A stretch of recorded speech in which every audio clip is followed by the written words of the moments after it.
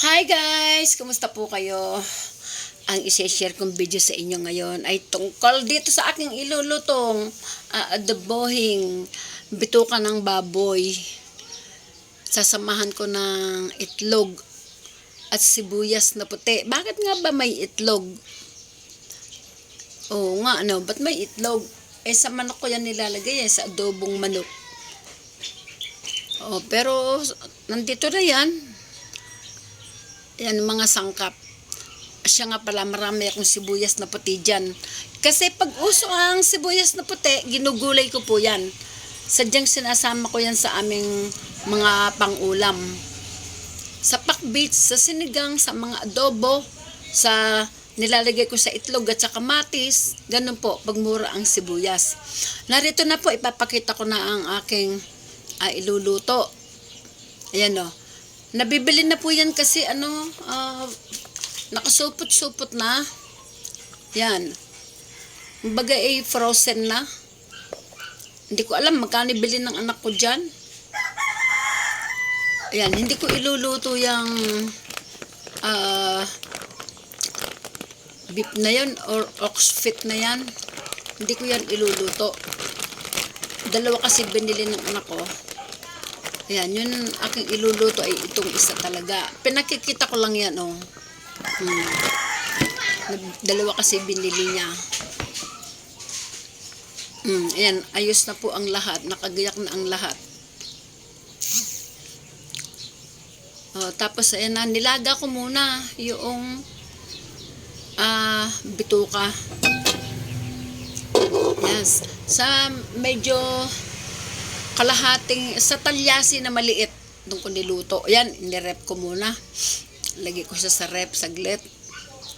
Yun o, may gulay-gulay pa ako sa rep. Ayan na, makulong-makulo na. Kailangan yan ay palambutan muna.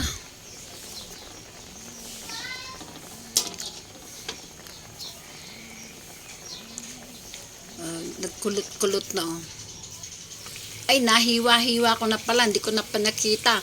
Ayan, maggigisa na ako. Inuna ko yung bawang.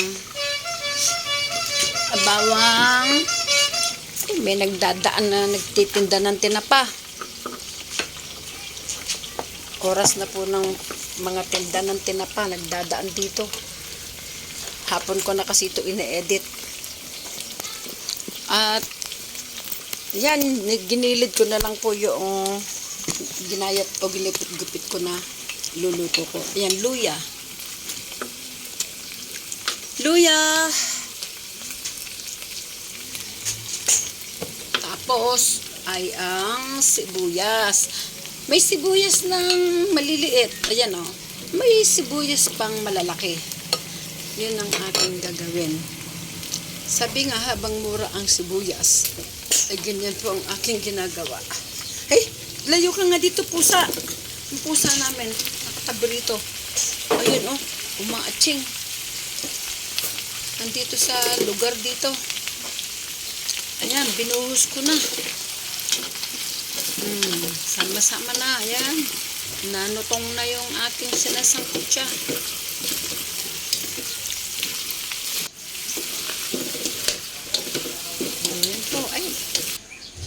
Mix na. 2 sandok ginagamit ko. Kasi po, yung cellphone, nandito lang po sa harapan ko. Yan, lagyan ko na lahat ng toyo. Nandito lang sa harapan ko habang kayo nagluluto. Nakatutok dyan sa may kawali. Kaya pag ako yung nagbablog, hindi ako dapat malikot. Kasi andiyan yung cellphone ko mismo sa tapat ng aking dibdib ko saan ako nagluluto. Kanya minsan ginagamit ko 2 sandok. Pinagsasalubong ko po ganun. Dami nagdadaang nagpopot-pot dito. Ayun, laurel, paminta, laurel. Pag umaga naman, marami nagdadaan. Tsaka hapon, yung malunggay pandesal. Yan, magic pampalasa. Ayan, hindi ko na yan tatakpan. Ay tutubigan. Ako yung nagkakape nga pala. Para hindi ako mainip sa aking pagluluto. Yan o. Yan. Nakulo-kulo na. Hindi ko man yan sinabawan. Yung suka lang at toyo. Yun ang aking sabaw.